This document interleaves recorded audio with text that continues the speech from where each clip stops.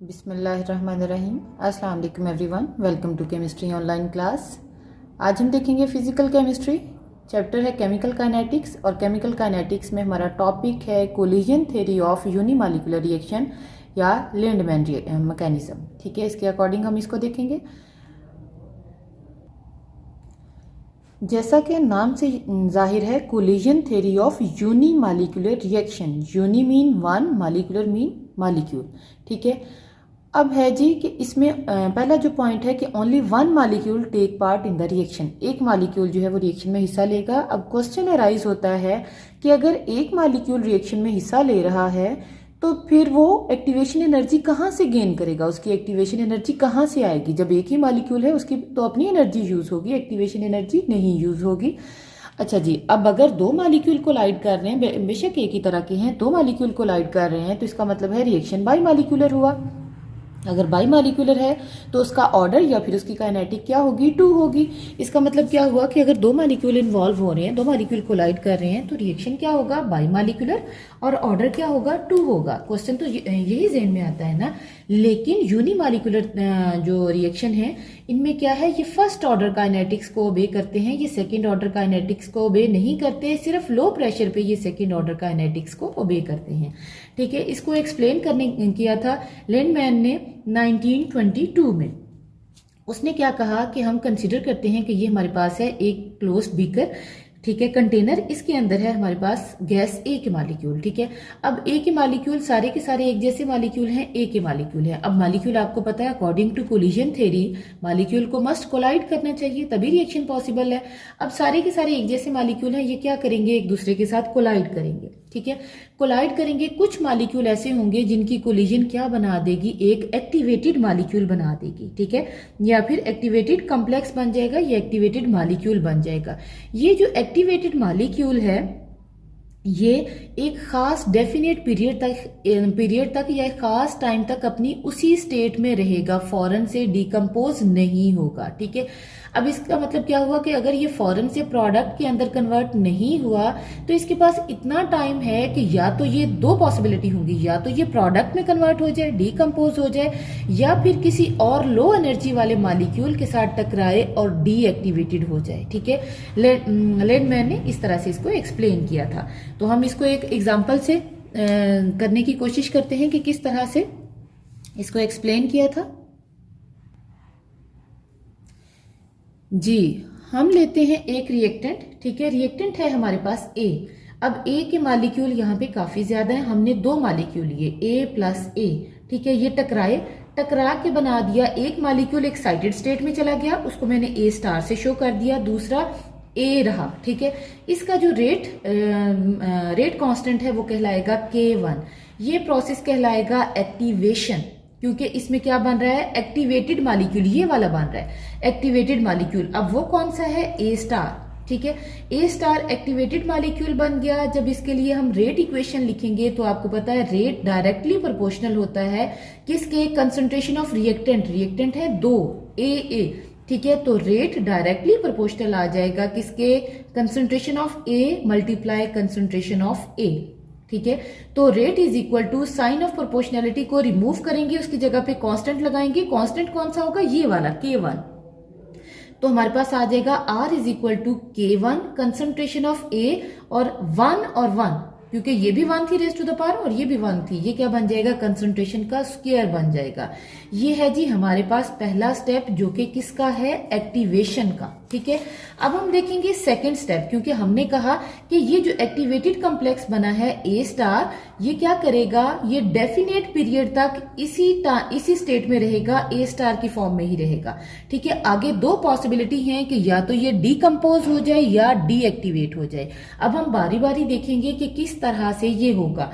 Second step देखेंगे। अब second step में क्या है, मॉलिक्यूल हो रहा है डीएक्टिवेट। अब डीएक्टिवेट होने का मतलब क्या है कि ये जो हमारे पास एक्टिवेटेड मॉलिक्यूल था ए स्टार, ये टकराए किसी लो एनर्जी वाले मॉलिक्यूल के साथ और दोनों कन्वर्ट हो जाएं ए के मॉलिक्यूल में। अब दोनों ए में कन्वर्ट हो गए हैं। ठीक है, इसने क्या किया, अपनी एनर्जी इसको ट्रांसफर कर दी, अब दोनों की एनर्जी सेम हो गई है।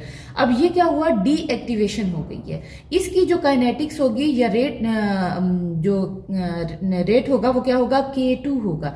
अब जब हम रेट इक्वेशन लिखेंगे सेकंड स्टेप के लिए तो रेट डायरेक्टली प्रोपोर्शनल होगा किसके, कंसंट्रेशन ऑफ रिएक्टेंट। अब रिएक्टेंट है दो, पहला है A star, concentration of A star raise to the power 1, और सेकंड है A, concentration of A raise to the power 1। तो R is equal to, sign of proportionality को रिमूव करेंगे, उसकी जगह पे क्या लगाएंगे, कांस्टेंट, जो कि क्या होगा K2। R is equal to K2 concentration of A star multiply क्या आ जाएगा, कंसंट्रेशन ऑफ A। ठीक है, ये हमारे पास क्या है, डीएक्टिवेशन का स्टेप है।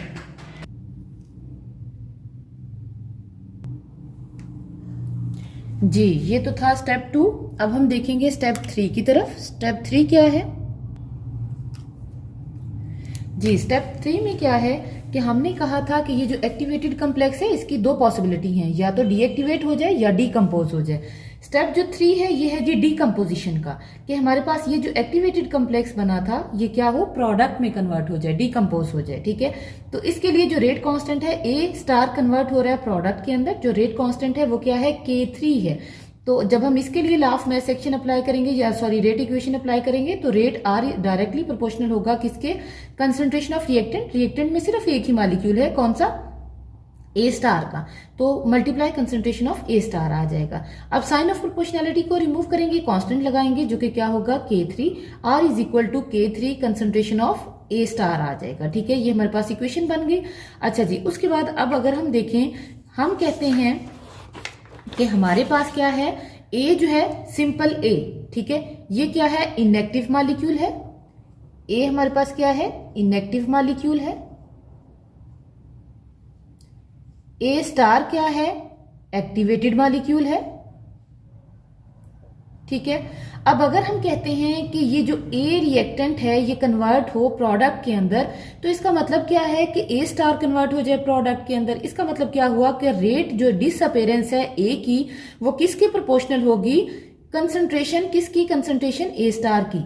ये देखिए, A जितना डिसअपेयर होगा वो किस में कन्वर्ट होगा, A स्टार के अंदर कन्वर्ट होगा। इसका मतलब क्या हुआ कि जो A की कंसंट्रेशन है ये डायरेक्टली प्रोपोर्शनल होगी किसके, A की कंसंट्रेशन डायरेक्टली प्रोपोर्शनल होगी किसके, A स्टार कंसंट्रेशन के। तो अब रेट ऑफ रिएक्शन हमारे पास किसके इक्वल आ जाएगा जी, तो हमारे पास रेट किसके इक्वल आ जाएगा, DA minus DA over DT किसके इक्वल होगा, रेट ऑफ डिसअपेरेंस जो कि डिकम्पोजिशन था ये वाला, K3 और कंसंट्रेशन ऑफ A स्टार। ठीक है, अब A स्टार आपको पता है ये क्या है, रिएक्शन इंटरमीडिएट है, ये मैंने आपको पहले भी बताया था, ये एक्टिवेटेड कॉम्प्लेक्स है। अब A स्टार हमारे पास क्या है, शॉर्ट लिव्ड इंटरमीडिएट कॉम्प्लेक्स है। अब इसके कंसंट्रेशन को फाइंड आउट करने के लिए, क्योंकि यहाँ पे हमें इसकी कंसंट्रेशन चाहिए, इसकी कंसंट्रेशन को फाइंड आउट करने के लिए हम यूज करते हैं स्टेडी स्टेट प्रिंसिपल। अब स्टेडी स्टेट प्रिंसिपल हमेशा उन स्पीशीज के लिए अप्लाई होता है जो कि शॉर्ट लिव्ड होती हैं। ठीक है, अच्छा, अब लो कंसंट्रेशन में होंगी और शॉर्ट लिव्ड होंगी, इनकी कंसंट्रेशन बहुत कम होगी, बहुत कम नंबर ऑफ मॉलिक्यूल होंगे। अब स्टेडी स्टेट प्रिंसिपल कहता क्या है, ये कहता है कि अगर हमारे पास है कोई शॉर्ट लिव्ड इंटरमीडिएट स्पीशी, तो रेट ऑफ फॉर्मेशन किसके इक्वल होगा, रेट ऑफ डिसअपेरेंस के, किसके, उस इंटरमीडिएट स्पीशी के। तो ये क्या है, स्टेडी स्टेट प्रिंसिपल है कि rate of formation is equal to rate of disappearance of intermediate short lived intermediate. ठीक है, ये है जी हमारे पास स्टेडी स्टेट प्रिंसिपल। अब जरा देखें, रेट ऑफ फॉर्मेशन किसकी फॉर्मेशन देखनी है, A स्टार की, क्योंकि A स्टार को हम क्या कह रहे हैं, स्टेडी स्टेट इंटरमीडिएट स्पीशी कह रहे हैं। ठीक है, अब ये बन कहाँ पे रहा है, K1 वाले स्टेप में। इसका हम लिखेंगे रेट ऑफ फॉर्मेशन है, इसका मतलब R को हम कैंसिल आउट कर देंगे, सिर्फ इतनी क्वांटिटी हम लिखेंगे, क्या बन जाएगा, K1 concentration of A raise to the power 2 is equal to disappearance. अब आपको पता है डिसअपेरेंस 2 में हो रही थी, 2 में भी और 3 में भी, ये था 3 स्टेप। ठीक है, इन तीनों के अंदर दोनों के अंदर हो रही थी। पहले हम 2 को लिखेंगे, क्या आ जाएगा, K2 concentration of A star multiply concentration of A, ये प्लस का साइन आगे क्या आ जाएगा, K3 और कंसंट्रेशन ऑफ A स्टार। अब आपको पता है इसमें भी A स्टार है, इसमें भी A स्टार है, इसको कॉमन ले लें तो क्या आ जाएगा, A स्टार आगे bracket K2 concentration of A plus K3। ठीक है, अब हमें क्या चाहिए, हमें चाहिए कंसंट्रेशन किसकी, ए स्टार की, क्योंकि हम इसी को कह रहे हैं ना, इसी को कैलकुलेट करना है। इस इक्वेशन के अकॉर्डिंग हमने इसको कैलकुलेट करना है, इसको कैलकुलेट करना है। ये इधर ही रहेगा, ये वाली चीजें इधर मल्टीप्लाई हो रही हैं, दूसरी साइड पे जाके यहाँ पे क्या हो जाएंगी, डिवाइडेड। तो ए स्टार हमारे पास किसके इक्वल आ जाएगा, इसको क्रॉस मल्टीप्लाई करेंगे, K1 मल्टीप्लाई ए का स्क्वायर डिवाइडेड बाय क्या आ जाएगा, ये था K2 concentration of A plus K3, ये आ जाएगा। ये हमारे पास बन गई है जी फाइनल इक्वेशन। ठीक है, इसको कह लें, ये इक्वेशन 1 थी, ये 2 थी, ये 3 थी, ठीक है, ये 4 थी। अब ये हमारे पास बन गई है इक्वेशन 5।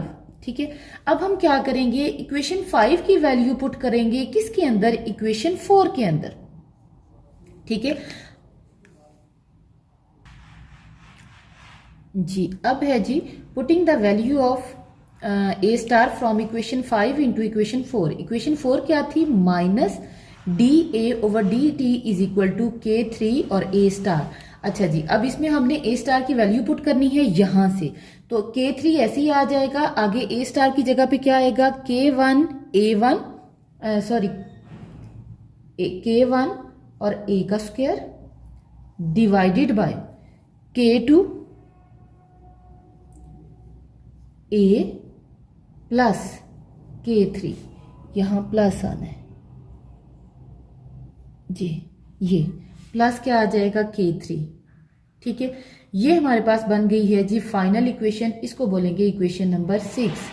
ये हमारे पास है इक्वेशन नंबर 6 के minus D A over D T किसके इक्वल है, K3 K1 A square concentration divided by K2 A concentration plus K3 concentration plus K3। ठीक है, अच्छा जी, अब ये जो एक इक्वेशन बन गई है, इसको हम दो प्रेशर पे अप्लाई करते हैं, दो केस स्टडी करेंगे। सबसे पहले आ जाएगा केस नंबर 1, जिसमें है एट हाई प्रेशर, कि प्रेशर जो है वो बहुत ज्यादा हाई हो। ठीक है, अब आपको पता है प्रेशर हाई होगा तो उससे क्या होगा, अगर प्रेशर होगा हाई तो कोलिजन होंगी ज्यादा, कोलिजन भी ज्यादा होंगी, कोलिजन हाई होंगी तो आपके पास क्या होगी, डीएक्टिवेशन ज्यादा होगी। क्या होगी, डीएक्टिवेशन ज्यादा होगी। इसका मतलब क्या हुआ कि प्रेशर को हाई करने से जी, अब ये इक्वेशन थी। अब हम क्या करेंगे, केस 1 पढ़ेंगे, उसके अकॉर्डिंग जब प्रेशर को हाई करेंगे तो कोलिजन ज्यादा होंगी, कोलिजन ज्यादा होंगी तो इसका मतलब क्या है, डीएक्टिवेशन ज्यादा होंगी। मतलब जो हमारे पास ए स्टार था वो कोलाइड करेगा किसके साथ, ए के साथ, और कन्वर्ट हो जाएगा ए प्लस ए में। ठीक है, जो डीएक्टिवेशन हमने पढ़ा था, और इसके लिए K2 पढ़ा था। अब कहते हैं K2 कंसंट्रेशन ऑफ ए जो है, ये नीचे वाली क्वांटिटी, ये वाली जो क्वांटिटी है ये बहुत ज्यादा हो जाएगी किसकी निस्बत, K3 की निस्बत, और सिर्फ इसी को हम लेंगे। ठीक है, इस वाली इक्वेशन में हम वैल्यू पुट करेंगे, minus D A over D T is equal to K3 K1 concentration of A का स्क्वायर डिवाइडेड बाय क्या आ जाएगा, K2 और कंसंट्रेशन ऑफ ए, K3 खत्म हो जाएगा। ठीक है, अब कंसंट्रेशन ऑफ ए से कंसंट्रेशन ऑफ ए का स्क्वायर कैंसिल हो जाएगा, हमारे पास क्या बचेगा, K3 multiply K1 concentration of A divided by K2 आ जाएगा। अब K3 K1 और K2 ये मिलके एक नया कांस्टेंट बना देंगे, क्योंकि ये सारे के सारे रेट कांस्टेंट है, जिसको हम K डैश बोलेंगे। K डैश मल्टीप्लाई क्या आ जाएगा, concentration of A raise to the power 1। अब 1 है तो इसका मतलब क्या हुआ कि ये क्या है, फर्स्ट ऑर्डर रिएक्शन है। ये क्या है जी, हमारे पास फर्स्ट ऑर्डर रिएक्शन है। अब हमने सेकंड केस डिस्कस करना है जी। अब हम सेकंड केस देखेंगे, जो कि क्या है, case number 2 at low pressure. ये 2 है जी, at low pressure. Low pressure पे क्या होगा, प्रेशर जब लो होगा कोलिजन कम होंगी। ठीक है, गैप ज्यादा होगा, कोलिजन कम होंगी, तो अब डीकम्पोजिशन ज्यादा होगी बजाय डीएक्टिवेशन से। मॉलिक्यूल कोलाइड ही कम करेंगे तो इसका मतलब डीएक्टिवेशन नहीं होगी, जो एक्टिवेटेड कॉम्प्लेक्स है वो कन्वर्ट हो जाएगा प्रोडक्ट के अंदर। अब प्रोडक्ट बन रही थी K3 वाले में, K3 बहुत ज्यादा होगा किसकी निस्बत, K2 और कंसंट्रेशन ऑफ ए की निस्बत। इसका मतलब क्या हुआ कि नीचे वाली ये वाली जो क्वांटिटी थी, इसमें हम सिर्फ इसी को लेंगे, इसको निग्लेक्ट करेंगे। तो जब वैल्यू पुट करेंगे इस इक्वेशन में क्या आ जाएगा, minus D A over D T is equal to K3 K1 concentration of A का स्क्वायर डिवाइडेड बाय क्या था, K2A। हम कह रहे हैं ये बहुत कम है, इसको हम नहीं लेंगे। किसको लेंगे, सिर्फ K3 को लेंगे। ठीक है, अब ये तीनों चीजें, तीनों कांस्टेंट मिलके एक नया कांस्टेंट बना देंगे। K3 K1 और K3 मिलके एक नया कांस्टेंट बना देंगे। जिसको कि हम क्या बोलेंगे, सॉरी ये K2 था, ये K3 नहीं था, सॉरी ये 3 था, ठीक है ठीक है, K3, ये तीनों कांस्टेंट मिलके एक नया कांस्टेंट बना देंगे जिसको K डैश बोलेंगे, K डैश और आगे क्या आ जाएगा, multiply concentration of A raise to the power 2। अब यहाँ पे है 2, इसका मतलब क्या हुआ कि ये क्या है, सेकेंड ऑर्डर रिएक्शन। अब हमने शुरू में यही कहा था कि यूनिमॉलिक्यूलर रिएक्शन वैसे फर्स्ट ऑर्डर है, लेकिन अगर प्रेशर को लो करेंगे तो उससे क्या होगा, काइनेटिक चेंज हो जाएगी और ये किस में कन्वर्ट हो जाएगा, सेकेंड ऑर्डर रिएक्शन में कन्वर्ट हो जाएगा। ये तो थी जी एग्जाम्पल जी। अब इसके एग्जाम्पल में क्या आ जाएगा, नाइट्रोजन पेंटाऑक्साइड जो कि कन्वर्ट हो रहा है नाइट्रोजन टेट्राऑक्साइड के अंदर और साथ में हाफ मॉलिक्यूल ऑक्सीजन का रिलीज हो रहा है। ये लो प्रेशर पे होगा सेकंड ऑर्डर और हाई प्रेशर पे क्या होगा, फर्स्ट ऑर्डर रिएक्शन होगा। ठीक है, इसी के साथ आज का लेक्चर खत्म हुआ। अगर आपको लेक्चर अच्छा लगा हो इसे लाइक जरूर कीजिएगा। अपना ख्याल रखिएगा। अल्लाह हाफिज।